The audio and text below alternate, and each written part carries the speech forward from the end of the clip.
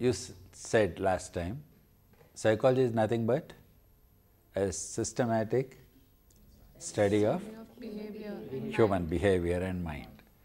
So that a newborn child is there, and then at the other end of the lifespan, you have the aged, okay, senior citizens like me, right? You have on the other side. So now, right from birth till the last day, so many aspects happen in everyone's life, right? You were born as a child. How did you grow? Physically you have grown. Chronologically you have grown. Chronological age, you have celebrated your first birthday, second birthday, third, whatnot, isn't it? So that's all indication of your physical growth. Along with physical growth, that is biological. Has anything else taken place along with it? Or only your size, physical size is increased, that's all. Over 3 years, take it from the newborn to a 3-year child. Only physical growth or something else also has taken place? Learning must have taken place. A newborn child cries for everything. Hungry, cries. Wants mother, cries. So only way of communication is through crying. The moment mother comes, the child smiles. Stranger comes, cries. Earlier mother comes also, the child used to cry. Now she is able to discriminate between familiar people and strangers. That is the starting point of discrimination. Starts. Like this, the child grows, and then parents send the child to school. Say 5+ or whatever it is. Then in school, what sort of problems the child faces? What is that he is expected to do? Study. He has to study. He has to learn the school subjects. Okay? Then apart from learning school subjects, anything else? Play, right? But parents always give emphasis to only studies. If the child goes for play, mother or father will immediately say, don't play, do your homework.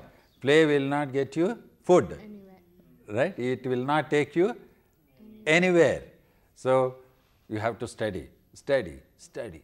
Then the way parents and teachers impose studies on the child, there is every likelihood that the child develops aversion towards studies.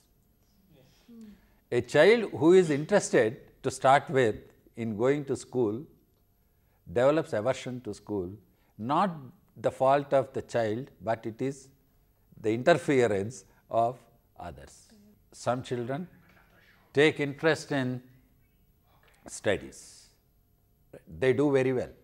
Then in school what happens among students, classmates? Competition comes. When competition comes, some do well, some can't do well. Those who don't do well compared to others, they feel bad about themselves, feel sad, and then they start underestimating themselves and whatnot. Sometimes those who do very well, they think too much of themselves. And then after schooling, the students take up intermediate, again at another problem, right? Which side, which course one has to take? Parents say some course, probably children may like to do the same course or some other course. This is what normally happens, and ultimately the child takes some course. Then they complete that, then immediately they are in search of a job, or more aptly, career. Job is a temporary thing, short-term thing. Career is a lifelong thing. Okay, so they opt for a career. Then after taking up a career, they will have to perform well in the job along with other colleagues. So there's some people are happy, some people are not happy, some people get promotions, some people won't get promotions, and whatnot. And then they come to the middle age, then they would like to acquire all properties, right? They want to become strong in their career, they want to strong on the familial side, and by that time they become parents. From here onwards the role changes, and then competition, then bringing up children, their studies, what not, again the cycle starts.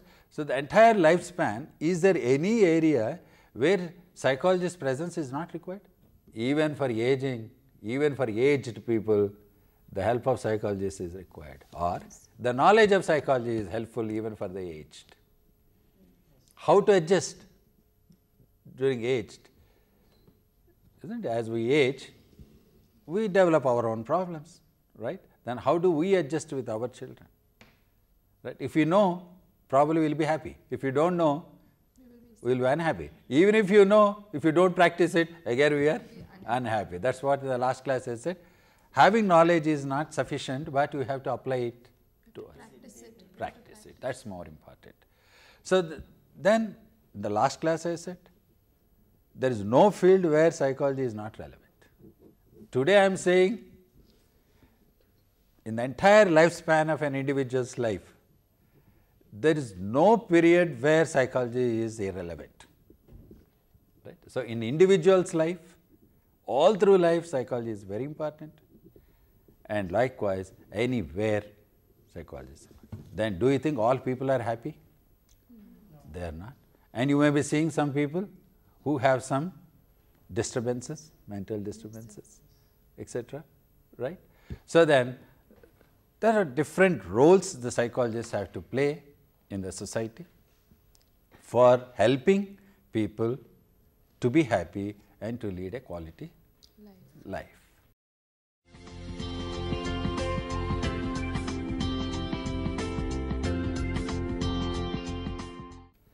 So, last class, some of you mentioned where psychologists are useful.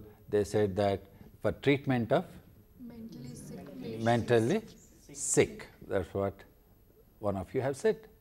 So, such people who treat the mentally sick, they are called psychiatrists, right? And they are different from psychologists, right? Psychiatrists can administer the medicine and they give psychotherapy, but psychologists, like pathologists, diagnose, find out the reasons for a particular mental disorder, and they will administer one or the other psychotherapy which is suitable to the client. Okay. So, what are these psychologists called?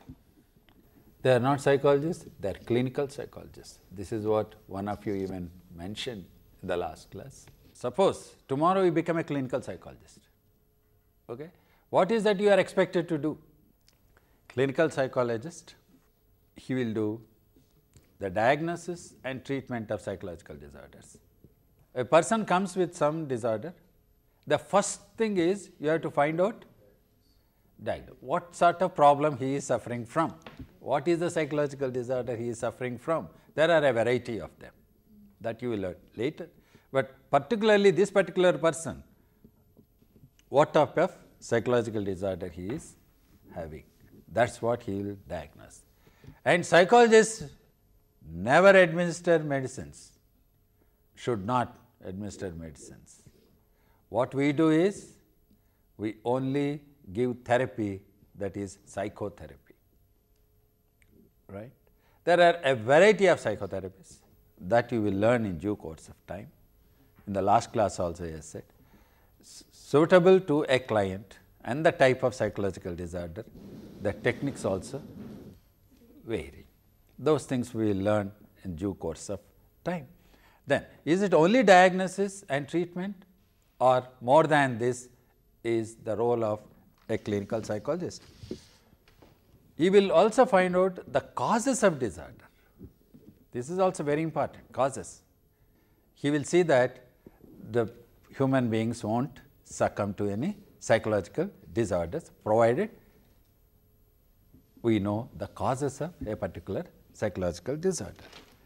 Treatment effectiveness, right.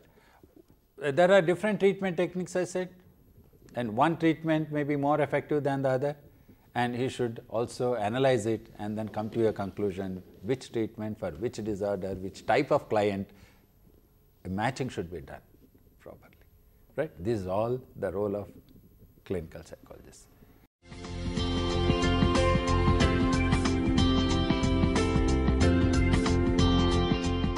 Everything is being given by a clinical psychologist. Why do people go to psychiatrists? If I do agree that they don't give medicines, but then a detailed analysis is being given by clinical psychologists. Right.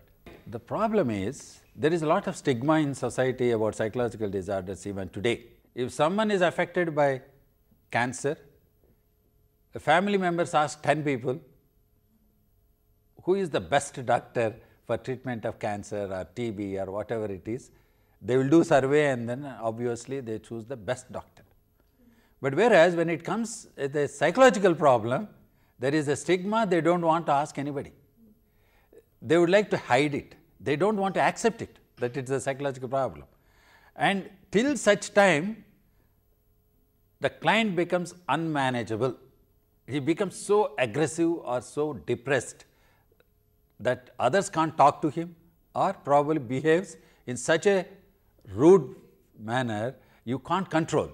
Then at that stage, first his aggression should be controlled, and that aggression can be controlled through medication only, not by psychotherapy. That's where the people take to psychiatrists. Then immediately the medication is given, then later they are sent to clinical psychologists. So if in society people start accepting psychological problem is also like any other physical disease, probably most of them won't succumb to even psychological disorders, because counselors play their role of a preventive role.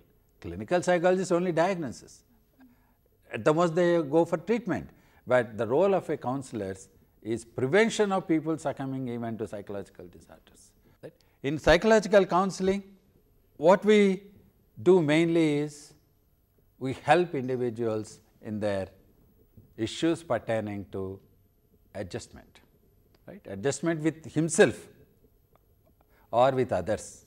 If they have some problem, in the process of counseling, we will help them to come out of those problems and feel more adjusted. Then career planning, that's what career counseling is sometimes known as.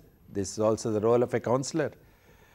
Then in counseling, the psychological tests are also administered to guide people which type of courses they should opt, if it is educational guidance.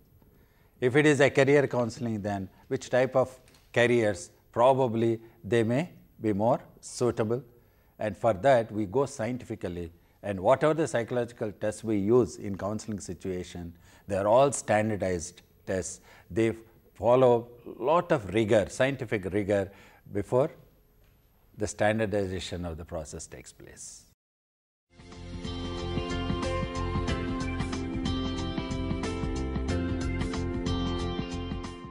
But there are many other fields wherein psychologists are useful, and one such field is organizational setup, particularly in industries.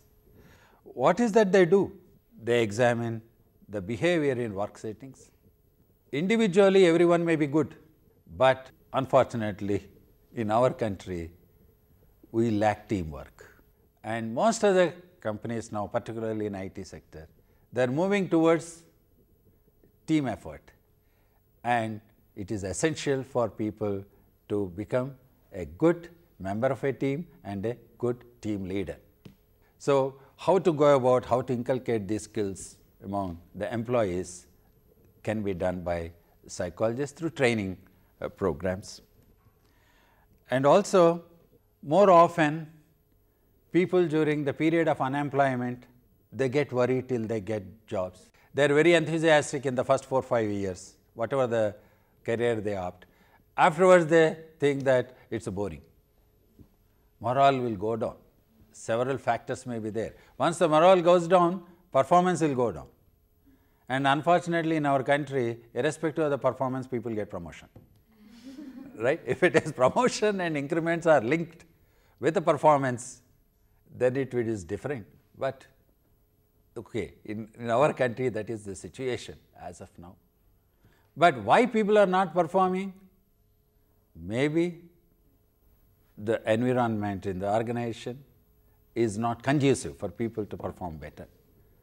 Or sometimes there may be a block in the mind. I, as a member of a team, I won't fit into a particular team, that's why I don't contribute.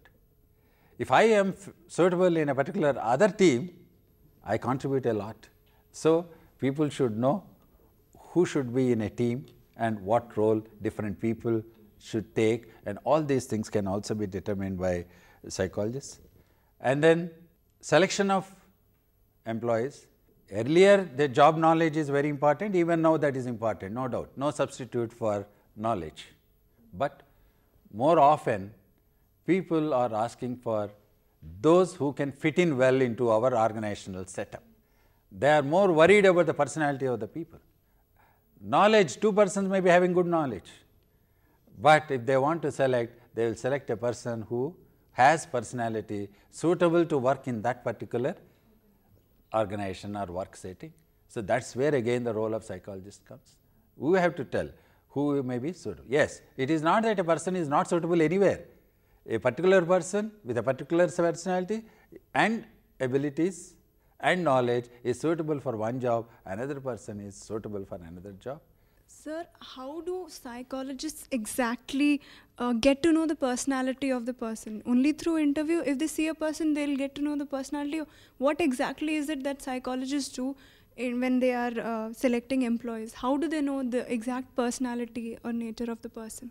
Right. This needs a very big class, and then it is too early for me to answer. I am happy that you are very enthusiastic and asked the very right question. There are many ways and not one method. Depending on the complexity of the job, we employ more than one technique to understand the personality of the individual. It could be interview, it could be group discussion, it could be administration of psychological tests, all together. There are different ways of selecting. And this another interesting thing is, in organizational psychology, the development of machines and tasks fit human capabilities. You must be seeing the cars coming with gears. Some of you are familiar with different types. Why here for some cars? Because this is the research is going on, and probably having gearbox here is more convenient for drivers. Okay. So a simple example I am giving. Okay. Like that, human engineering is very important. You should know the entire setup in which an individual works, how the work environment should be. All those also can be worked out by psychologists. And then in schools, psychologists are required. Right? What do you think in school the psychologists do? Is there any role for them? Yes, no school employed, or probably very few schools employed, but teacher himself or herself can be a psychologist or a counselor actually. That role teacher should play. So what is that they do? Curriculum and then instructional research. How the curriculum should be there for a student, right? It should be interesting all through. After first month they should not get bored. So what is to be done? Any amount of knowledge is given. If you don't train him properly as a human being, then you may be making them literates but not educated. Then teacher training, how teachers in schools should deal with the students, and then how they should communicate the subject matter, etc., etc.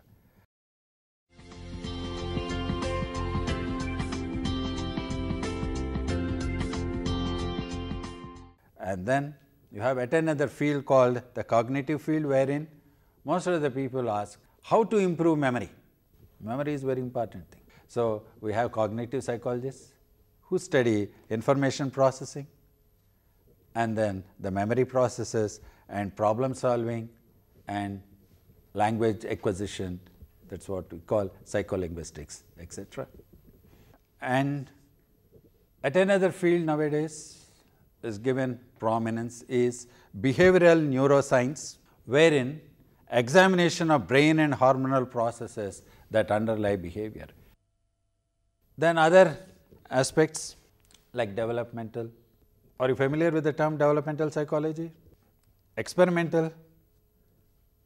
So mostly the experiments are done in the area of learning, perception, etc. And then social psychology, and then quantitative psychology, wherein the emphasis is given to develop psychological tests in a very scientific way. So any statement we make nowadays about any individual or any institution, immediately they will ask you back for proof. Without proof, no one is going to accept. So psychologists should be thorough in empirical research.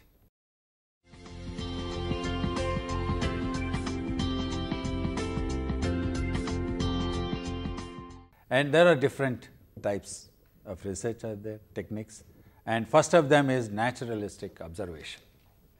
What is that we do? We gather information about behavior in real life situation. Suppose some riots are taking place, how people behave, we study. That is a naturalistic observation, but we don't create riots for study, right? But we will wait for such a situation to arise. And then what is that you will study? How frequently such a behavior occurs in a similar situation. That is what you will study. Then you will find out the causes and so on and so forth. This is called naturalistic observation. Then next is case study. In case study involves a detailed study of a person or an institution or a group. And here we use several techniques. Sometimes we employ some psychological tests, some questionnaires, some interview techniques, sometimes even observation technique is employed. All possible techniques will be employed to get the maximum information about a particular individual or an institution or anything. Survey research is what most of you also must have heard somewhere. In a survey research, we have to select a representative sample. That is, whatever conclusions you may draw on the basis of the information collected from the sample, the same conclusion you would have drawn had you collected data from the entire population. Then only you call it a representative sample. There are several techniques of selecting representative sample. There are several statistical techniques to analyze your data before you come to conclusion, and all these things we will learn at a later point of time. Then correlational research is at another research wherein you find out the relationship between two variables or more than two variables. But here it is only we can establish the extent and the direction of relationship. They are positively related or negatively related. But to establish cause-effect relationship is rather difficult. But at the most, you may predict the behavior of an individual on one variable if you know his score on some other variable. Only to that extent correlational research is useful. And then the last and most important research methodology we employ, which is most scientific, is which you have been familiar, you have been mentioning, that is experimental research. And in experimental research, you will study the effect of one variable over the other variable. In the subsequent classes, we will learn more and more about experimental research, and in your practicals, this is what you will be doing it. So, any clarifications you need in today's, please. Sir, can you give an example for correlational studies? If you take any two aspects in a life, right? Now, today onwards, before you ask a question, you think first. You will find an answer. If you don't find an answer, I will answer. I don't want to escape from it. You think over it, you read what is the meaning of correlational research, you come up with the example in the next class. If you fail, I will give you the answer. Is it okay? So, that is how only we should train. Asking is easy, you will get immediate answer. Then you will forget tomorrow. Instead, you start thinking and then spend time if it is required, and then really if you find an answer in your lifetime, you will never forget. So this is only a training I am giving you, not to escape from answering it. Okay? Counseling, sir, as you mentioned, at present days, we can say that shrinks are counselors. This is the term which is very often used, and even in the papers we get to see this actor has referred to this shrink. So shrink is an example of a counselor. Can we say that? This shrink means how do you? Very often we say, I visited a shrink, and the shrink has counseled me. So can shrink be a counselor? They must have had some faith, and then they must have told something or advised something, and that must have happened, or they must have felt comfortable in their company, and that's why they may say they may be going. But psychological counseling is totally different.